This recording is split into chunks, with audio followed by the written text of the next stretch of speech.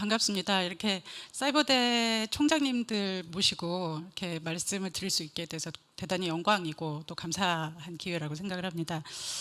저는 최근 몇 년 동안은 뭐 대학 교육의 혁신 혹은 대한민국 공교육의 평가 혁신 이런 쪽으로 많이 활동을 해왔는데요. 사실은 저의 그 원래의 전공은 20여 년 전부터 원격 교육, 이러닝, 온라인 교육 이런 거였습니다. 그래서 일단 지난 20여 년간 원격 교육이 어떻게 변화되었는지를 먼저 간단히 살펴보고 몇 가지 사례들을 소개를 해드리겠습니다.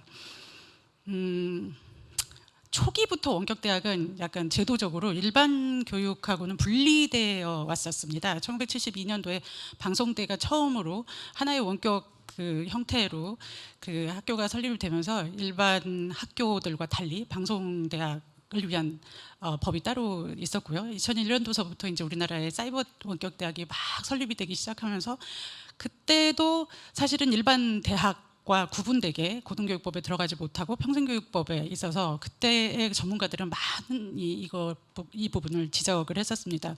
그리고 2007년도 이후에 이제 사이버 대학에 대한 이제 법이 제도가 다시 분리가 되게 되었는데요.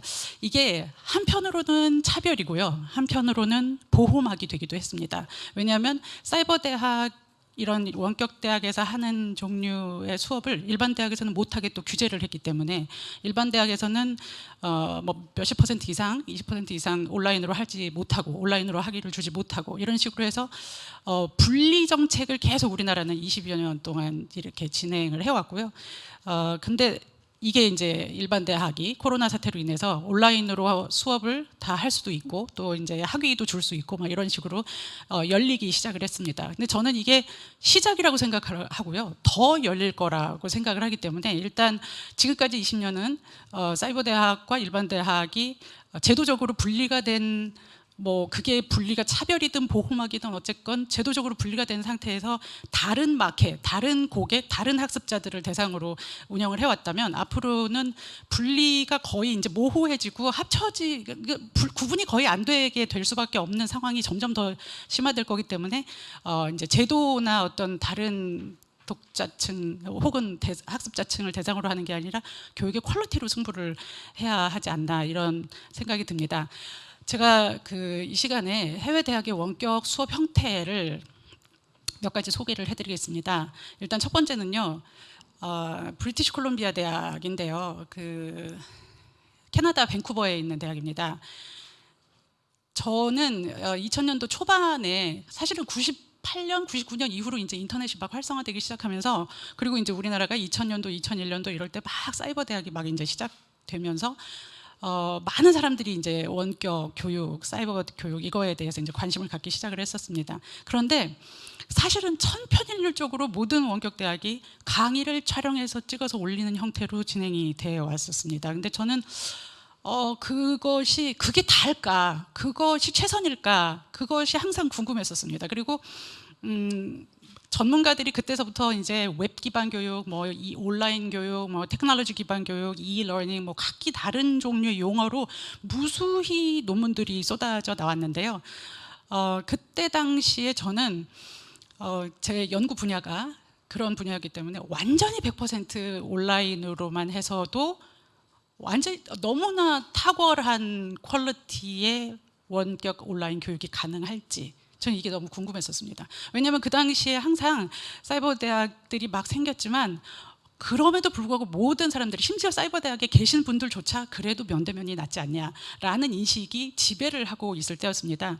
근데 그래서 저는 이 당시에 2000년도 초반부에는 박사과정이었는데 정말 허를 찌르는 감동의 퀄리티의 완전 온라인 교육 이라는 것을 경험하고 싶은 그런 학자적 욕구가 커서 그때 다시 이제 전 세계를 막 수배를 하고 있었는데, 브리티시 콜롬비아 대학에서 굉장히 모범적으로 하고 있다라는 얘기를 듣고 그 강의를 직접 수강을 한번 해봤습니다. 저는 대학원 박사과정이었는데 그 과목은 석사과정 대학원 과목이었고요. 정규 그 캠퍼스에 사는 정규 학생도 들을 수 있고 저처럼 외부에서 들어오는 사람도 들을 수 있었어요. 무슨 입학시험을 따로 보는 게 아니라 기본적으로 무슨 성적표하고 토플 정석조만 내면은 수강을 할 수가 있었고요. 캠퍼스 내에서 그거를 듣는 정규 학생들은 학위 과정이지만 저는 학위가 아니라 그냥 한 과목만 듣는 거였기 때문에 성적표만 나오는 그런 수업으로 진행이 됐는데요. 이게 이 당시서부터 이미 UBC는 똑같은 강좌를 수강 신청 편람해 보면 완전히 면대면, 그 다음에 완전히 100% 온라인, 그 다음에 블렌딩, 이거를 선택할 수 있게 되어 있었습니다. 그래서 완전히 온라인도 캠퍼스에 사는 캠퍼스 기숙사에 사는 학생들조차 완전 온라인을 수강할 수 있었어요.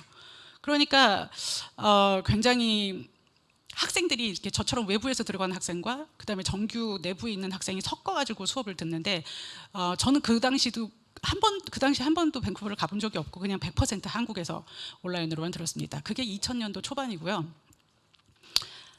되게 놀라웠던 거는 굉장히 모범적이라는 온라인 강좌인데 13주가 한 학기였어요. 그 한 학기 동안 진행되는 내내 단 한 번도 교수의 강의 녹화가 없었어요.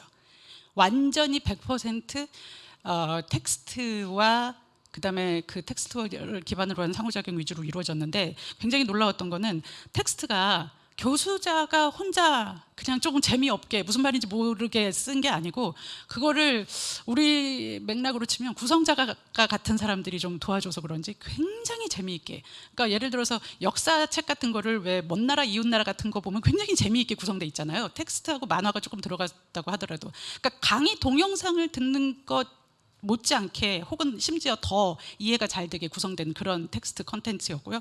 중간중간에 생각할 거리, 그리고 학습자들이 이렇게 활동할 거리를 계속 면밀하게 설계를 한 그런 텍스트 컨텐츠를 볼 수가 있었습니다. 그리고 13주 동안 60명이 정원이었는데 20명이 따로따로 이제 조별로 나눠가지고 토론을 했는데요. 13주 동안 상호작용 그 글이 6,000개 이상이었었어요. 그러니까 얼마나 상호작용이 활발하게 진행이 됐는지 알 수가 있죠. 근데 그 상호작용이 끊임없이 그렇게 상호작용을 할 수밖에 없게끔 수업이 설계가 되어 있었습니다. 그리고 제가 그 수업에 등록을 하자마자 저한테 4명의 튜터가 어사인이 됐는데요. 하나는 어드민 튜터예요. 어드민 튜터는 등록하고 뭐 언제까지 뭘 내야 되고 뭐 이런 것들 학사 일정을 다 챙겨줘서 제가 그걸 깜빡 잊고 놓치지 않게끔 그렇게 챙겨주는 그런 튜터고요. 테크놀로지 튜터가 있었어요. 테크놀로지 튜터는 생각해보세요. 2000년대 초반 보면은 굉장히 인터넷이 지금보다 훨씬 더 조금 쉽지 않을 때였는데 그때 테크놀로지 튜터가 제 컴퓨터에 접속해서 바이러스도 다 청소해주고요. 여러 가지 불편하지 않게 다 해주고 그다음에 그쪽 도서관에 직접 프라치 연결을 해가지고 제가 제 집에서 그 도서관의 모든 것을 자유자재로 활용할 수 있게끔 그렇게 해줬고요. 그다음에 이제 아카데믹 튜터가 정해졌는데요. 20명당 1명씩 아카데믹 튜터가 정해져 있는데 굉장히 제가 하는 모든 활동에 대해서 아카데믹 튜터가 피드백을 주고 그다음에 이제 그리고 제가 설 연휴 기간이 있어서 한 3일 동안 접속을 못했는데 그때 왜 접속을 안 했냐, 뭐 어디 아프냐, 무슨 일 있냐, 너무 걱정된다, 계속 이렇게 연락이 오니까 미안해서라도 접속을 안 할 수가 없게끔 그렇게 만드는 관리자 역할을 굉장히 해줬습니다. 그리고 놀라운 거는 이제 라이브러리 튜터라는 게 있었는데 저는 이게 굉장히 놀라웠었어요. 과제를 하려면 굉장히 많은 방대한 자료가 필요한데 그 자료가 어떤 자료가 필요한지 키워드를 저희가 검색을 해가지고 필요한 과제 그 자료들의 리스트를 보내면 그 리스트에 있는 논문이든 자료를 24시간 이내에 저한테 보내줬어요. 그거를 PDF로 보내주기도 하고 PDF가 가능하지 않은 경우에는 팩스로 보내줘가지고 시차가 다르니까 아침에 일어나면 진짜 팩스가 온 방 안에 넘실넘실 이렇게 넘쳐나서 우렁이 각시가 왔다 갈 것 같은 그런 느낌이 들 정도로, 그러니까 굉장히 학생은 오로지 학습에만 집중할 수 있게끔 굉장히 많은 다양한 서비스가 이루어지는 그런 상황이었습니다. 그리고 그런 수업을 설계하게끔 이제 이거는 학생들은 모르는 건데 교수들에게 지원되는 서비스가 강의 클리닉 닥터라고 저는 표현해요. 인스트럭셔널 디자이너인데요. 한국의 인스트럭셔널 디자이너는 희한하게 이렇게 교수님 자료를 PPT 약간 디자인 잘하는 스크린 디자이너의 개념으로 이상하게 잡 디스크립션이 됐는데 여기에 인스트럭셔널 디자이너는 교수보다 급여가 같거나 많거나 일 정도로 고퀄리티입니다. 근데 이 인스트럭셔널 디자이너의 역할은 뭐냐면 스크린 디자인을 해주는 게 아니라 그 교수와 계속 커뮤니케이션을 해가지고 수업 전체를 리모델링을 합니다. 이 당시 실러버스를 보면서 당신은 어떤 능력을 기르고자 하시는지, 그다음에 이 과제는 선생님께서 교수님께서 기르고자 하는 그 능력을 기르게끔 설계되어 있는지, 평가 시험 문제 있으면 퀴즈 같은 걸 보면 이 퀴즈는 선생님이 요구하시는 그 능력을 기르게끔 설계되어 있는지, 정말 수업 내용의 본질적인 그 역량을 제대로 기르게끔 설계되어 있는지, 그거를 구조를 전체를 다 리모델링을 같이 매주 교수와 만나면서 매주 교수와 커뮤니케이션을 하면서 교수 본인 스스로 이거는 아닌데, 이건 쓸데없는 퀴즈인데, 뭐 이러면서 이제 그 수업을 설계를 재구조화, 리모델링을 하게끔을 도와주는 그런 역할을 합니다. 근데 이게 굉장히 놀라웠었어요. 이런 역할을 하는 인스트럭션 디자이너가, 저는 그래서 강의 클리닉 닥터라고 그냥 개념화를 했습니다. 근데 이런 개념이 우리 한국에 있는 대학에서는 별로 없지 않았나, 이런 생각이 듭니다. 저는 그 UBC 사례는 서울대에서 대학원에서 한 3과목 정도 듣는 정도의 학습 효과? 그러니까 그거 한 과목을 들었지만 엄청난 퀄리티에 엄청나게 열심히 공부를 해야만 했고, 그렇게 하게끔을 만들었고, 그렇게 지루하지 않게 만들었고, 단 한 번도 강의 동영상도 없었음에도 불구하고 면대면으로 이루어진 몇 과목 이상의 그런 퀄리티의 수업이라는 것이 가능하구나라는 걸 처음 느끼게 된 계기였습니다. 그게 20년 전입니다. 또 다른 방식으로 이제 그 원격 수업을 하는 형태를 보면요, 제가 계속 말씀드리는 거는 일반 대학에서 원격 수업을 하는 걸 말씀드리는 겁니다. 왜냐하면 일반 대학하고 완전 온라인 대학하고가 차이가 없어지게끔 될 수밖에 없기 때문에, 제가 미네르바 얘기를 하는 거는 지금 그렇게 큰 도움이 안 될 것 같다는 생각이 들어서요. 또 다른 예시는 미시간 대학교인데요. 미시간 대학교는 예를 들어서 이제 공대 정원이 1,800명인데 그 중에서 컴퓨터 사이언스 전공하고 싶어 하는 사람이 한 800명에서 1000명 정도 된대요. 그러면 커버가 안 되잖아요. 서울대 컴퓨터공학과가 55명 정원이 이렇게 계속 10수년간 계속 유지가 될 수밖에 없었던 게 이제 정원제에 묶여가지고 계속 그랬는데, 이 사람들도 교수를 무한 뽑을 수도 없고, 이렇게 강좌 정원도 무한 늘릴 수 없잖아요. 그렇지만 하고 싶어 하는 애들이 많으면 그거를 전부 다 수용을 해서 학생들한테 듣게 한다는 거예요. 그래서 300명, 400명 수강 신청 가능한 대형 강의를 열어요. 근데 실제로 수업에 교실에 참석하는 사람은 100명도 안 된대요. 그런데 그 학생들이 출석을 하느냐 안 하느냐는 전혀 중요하지 않고요. 모든 수업은 촬영을 해서, 강의를 하는 모든 수업은 촬영을 해가지고 24시간 내에 이제 업로드를 합니다. 그러면은 캠퍼스 기숙사에 사는 학생들조차도 그 기숙사 방에서 강의 녹화본 올라오면은 그걸 1.5배속이나 2배속으로 보는 걸 선호합니다. 선호한다고 해요. 그래서 학생들이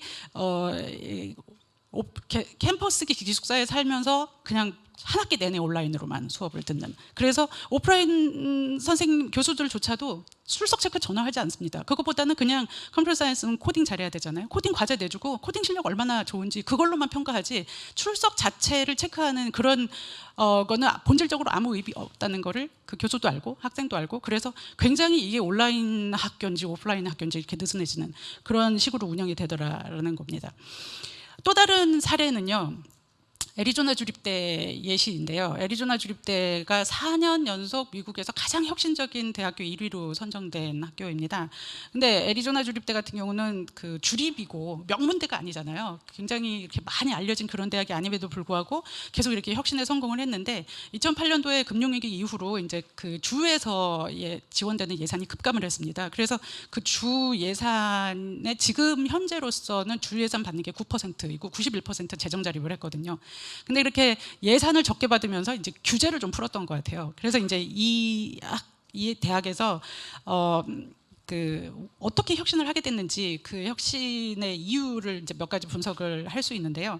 제가 가서 이제 며칠 동안 거기에 있는 교수들, 보직 교수들, 뭐 연구하시는 교수들, 뭐 강의하시는 교수들 이렇게 쭉 보니까 굉장히 인상적이었던 건 하나는, 모든 학교의 구성원들이 자기의 얘기, 그러니까 자기의 업무가 보직 교수는 정책일 수도 있고, 연구하시는 분은 연구일 수도 있고, 강의하시는 분은 이제 수업일 수도 있고, 그 업무를 얘기를 할 때 얘기를 하는 내내 학교의 미션하고 연계를 해서 말씀을 하시는 거예요. 그게 굉장히 인상적이었습니다. 왜냐하면 저는 대학에서 오랫동안 강의를 하고 해도 제 수업이 제가 속한 대학의 서울대에서 서울대의 미션과 제가 수업하고 설계하고 평가하는 것이 어떻게 미션이 연계되는지를 한 번도 생각해 본 적이 없고, 그거를 생각해야만 한다고 누군가 저한테 얘기를 해준 사람이 없었거든요.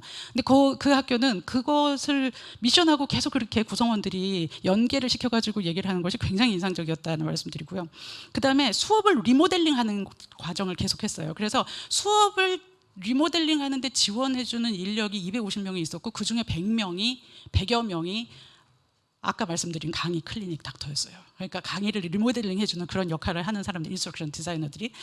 그것도 굉장히 인상적이었고요. 그리고 이제 학과별로 적극적으로 융합해가지고 레드오션은 들어가지 않고 블루오션에서 탑이 되는 그런 전략을 써서 그래서 명문대가 아닌데 특정 부문에서 탑이 되는 그런 전략을 쓰셨습니다.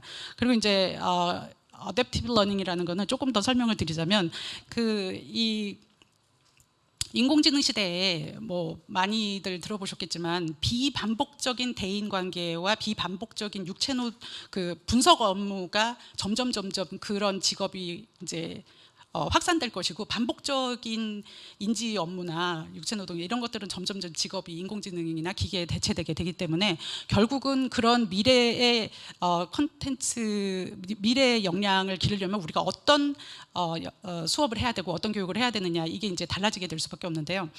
애리조나 주립대는 이렇게 했어요. 학생을 성공시키는 게 역시 미션이다. 그럼 학생을 성공시키는 걸 뭘 학생을 성공시키는 거냐, 구체화했어요. 90% 이상이 1학년 끝나고 나서 그만두지 않고 2학년으로 올라가는 거. 그러니까 많은 미국 대학들은, 사이버 대학도 마찬가지지만 그만두고 그냥 포기하는 학생들도 굉장히 많잖아요. 그게 아니라 90% 이상을 유지시킨다. 이걸 성공이라고 봤고요.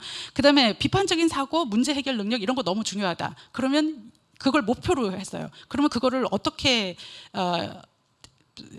구체화를 하느냐? 모든 수업에 학생들이 적극적으로 참여하게 만드는 거. 그게 이제 여기서 목표였어요.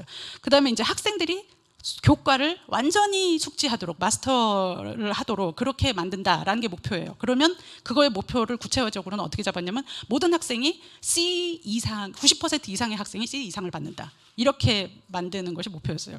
그다음에 학생들이 1학년 끝나고 나서 이제 2학년 등록하고 3학년 등록하고 이렇게 계속 등록하게, 리텐션을 하게 만드는 게 목표다. 그러면 그거를 구체적으로는 어떻게 했냐면, 등록을 안 하고 드랍하는 비율을 5% 미만으로 한다. 이것이 목표였어요. 그다음에 이제 교사가 좀 더 통찰력 있게 학생을 케어하게 한다. 그거의 목표는 구체화를 어떻게 시켰냐면, 모든 학생들 중에 이제 어려움을 겪고 있는 학생을 매 2주마다 찾아낼 수 있게끔 그렇게 이제 목표를 구체적으로 정했어요.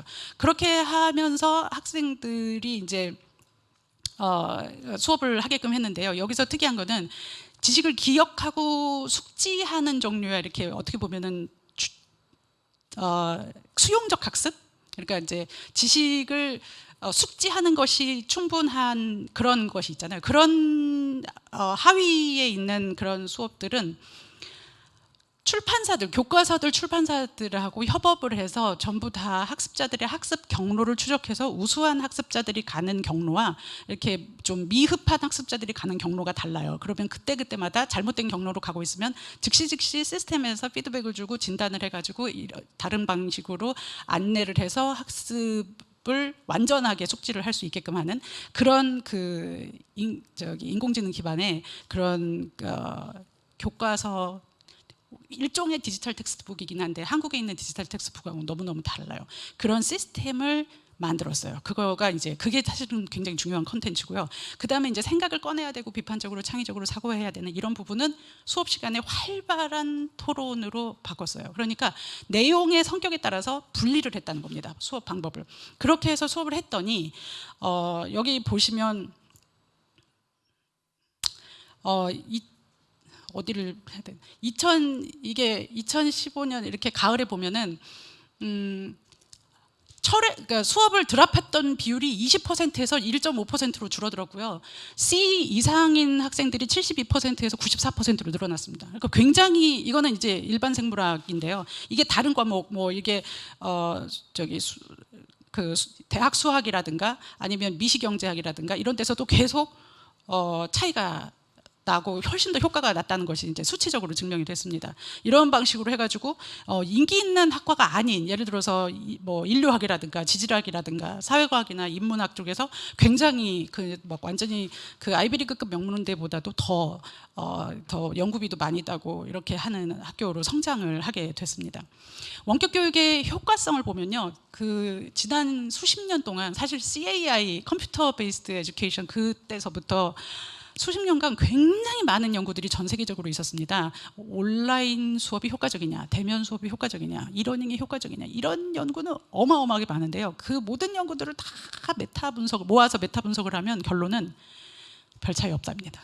그러니까 온라인이냐 아니냐, 대면이냐 아니냐에 의해서 교육의 질이 결정되는 게 아니고, 대면에서도 굉장히 잘 가르치는 수업이 있고 뭐 이제 부실한 수업이 있고 그렇지 않습니까? 온라인도 역시 마찬가지로 온라인이라는 테크놀로지 때문에 잘 가르치고 못 가르치고가 결정되지 않는다.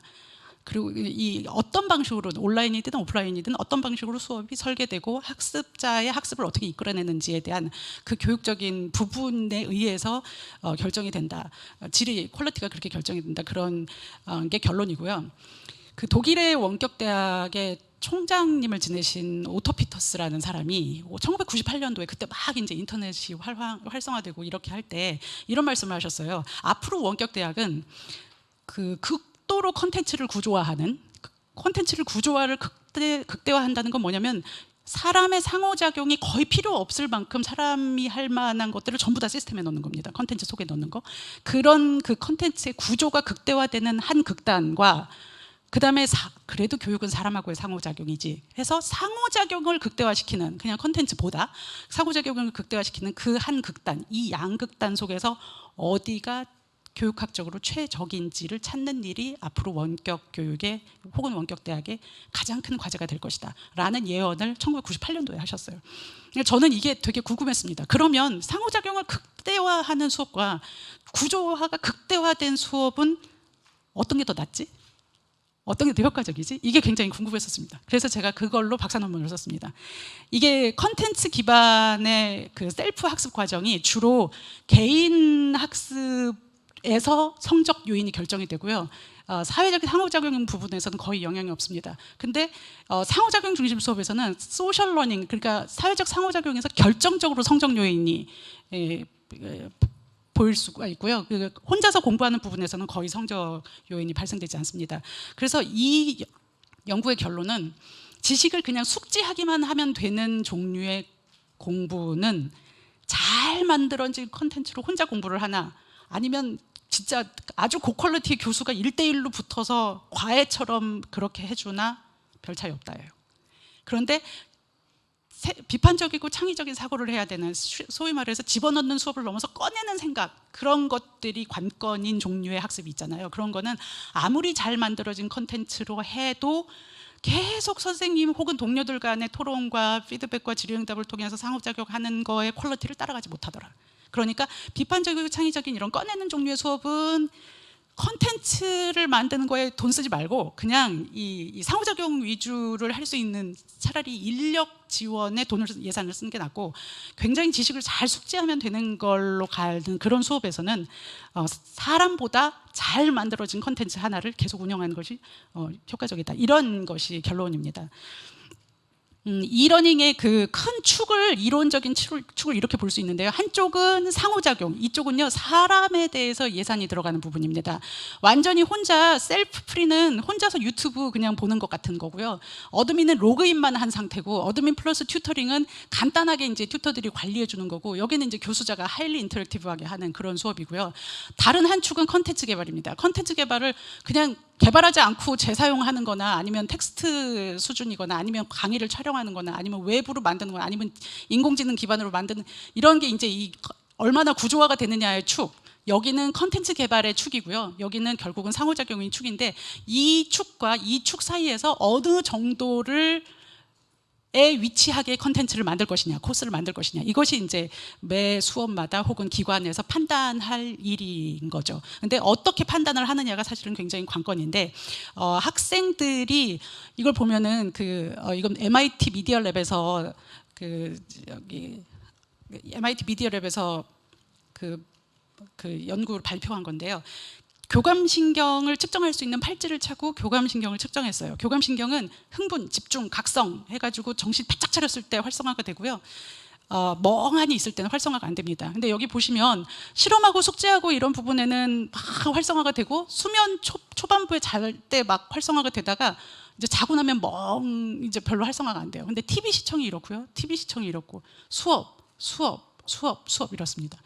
그러니까 TV 시청하고 수업이 거의 아무 활성화가 안 되는 그런 상황인데요. 이게 어떤 수업이냐에 따라서 다릅니다. 근데 이게 어떤 선생님이 굉장히 유창하게 설명을 하는 강의 동영상이고요. 어떤 선생님은 뭐 카메라도 못 보고 학생도 못 보고 이렇게 굉장히 이제 미흡하게 유창하지 못하게 하는 강의 수업 영상인데요. 이거 두 개의 강의 평가를 하면 당연히 앞에 수업이 훨씬 더 강의 평가가 높게 나오고요. 얼마나 더 많이 기억할 수 있을 것 같냐라고 하면 앞에 수업을 뒤에 수업보다 2배 이상 더 많이 기억할 수 있을 것 같다라고 학생들은 응답을 하지만 실제로 시험 보면 별 차이가 없습니다. 이 말은 뭐냐면 학생의 두뇌 속에 엔진이 돌아가지 않는 방식으로 수업을 하는 한 그게 온라인이든 오프라인이든 그게 잘 가르치는 강의든 조금 미흡하게 가르치는 강의든 사실 큰 차이가 별로 없다. 학생의 두뇌 속에서 엔진이 돌아가는 방식으로 수업을 하려면 그거는 수업 설계 자체가 일방향 강의가 아니라 완전히 패러다임 자체가 상호작용 중심으로 바뀌어야 된다 이런 얘기고요. 그래서 사실 온라인이라서 학습 질 저하 아니다 이렇게 말씀드릴 수 있고 컨텐츠 개발이 중요하냐? 항상 그렇지만은 않다. 어떤 건 컨텐츠 개발이 중요하지만 비판적 창의적 학습에서는 컨텐츠 개발이 별로 그렇게 중요하지 않고 그거보다 훨씬 더 상호작용이 중요하다. 그다음에 교수가 설 자리가 없다. 왜냐하면 일타 강사들이 하도 이제 많이 있으니까 그런 말씀들을 많이 하시는데 저는 모든 교수자들이 다 일타 강사와 혹은 명강사들과 경쟁할 필요 없다고 생각합니다. 그들의 자료를 최대한 활용할 수 있는 만큼 활용하고 그리고 내 수업에서는 그 자료를 바탕으로 그 너머의 생각을 토론하고 피드백하고 상호작용해가지고 비판적 창의적 생각을 꺼내는 그런 방식으로 가야 되지 않나 이런 생각이 듭니다. 그래서 앞으로 교육 패러다임의 혁신 방향은 이렇게 집어넣기만 하는 교육을 넘어서 꺼내는 교육의 패러다임으로 바뀌어야 되고 결과를 주입하기보다 과정을 경험하고 문제 해결력을 기르기보다 문제 발굴력을 찾아내고 그리고 지식이 소비자보다 지식의 생산자를 기를 수 있는 그런 그 획일되고 경직된 교육보다 그게 다 천편일률적인 강의 촬영 이런 거보다 좀 다양하고 유연하게 그 미래 역량을 기를 수 있는 그런 교육으로 가야지 일반 대학하고도 어떤 온라인 대학하고도 그 경계를 생각하지 않고 경쟁력을 가질 수 있는 그런 계기가 되지 않을까 그런 생각을 합니다. 감사합니다.